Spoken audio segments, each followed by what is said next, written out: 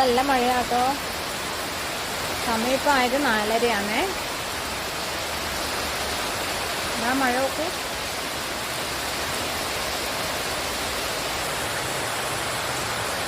വെള്ളം വീഴുന്നുണ്ടോ?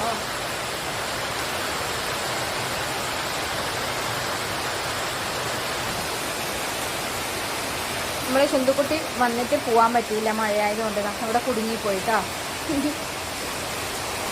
എപ്പോൾ പോവാൻ പറ്റും ഇങ്ങനെ നോക്കിക്കൊണ്ടിരിക്കുകയാണ്. ഹലോ,